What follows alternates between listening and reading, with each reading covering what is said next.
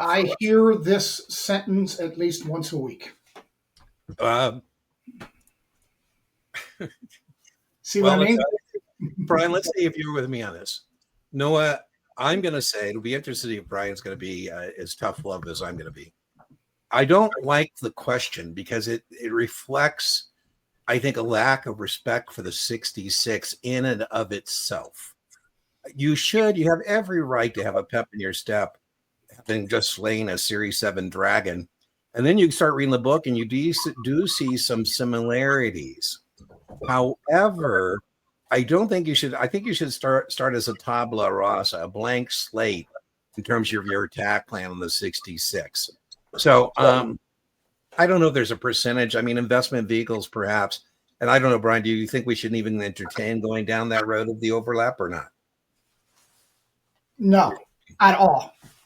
As you know, the podcast that you and I recorded, one of the first things we said was Series 7, be careful. You just passed your exam. Good for you. Kudos, congratulations. Now throw that away because this thing ain't anything like the 7.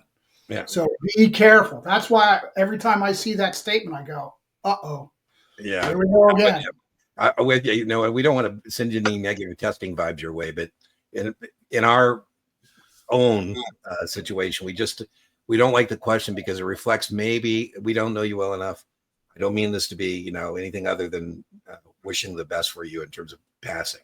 But what we don't like about the question is we would prefer you just start at ground zero and then take it as it comes and then be, hey, I think I can review this. And there's enough of it that even the overlap is tested a little differently.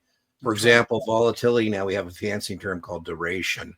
So, and when people do struggle, I'll link to the podcast, Noah, not tonight, but by tomorrow, I'll link with that podcast Brian I did.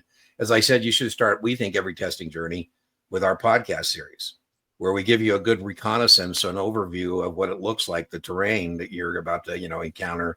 And, we would like you to read the book cover to cover, but, some people won't do that. And so this kind of gives you a nice overview of that.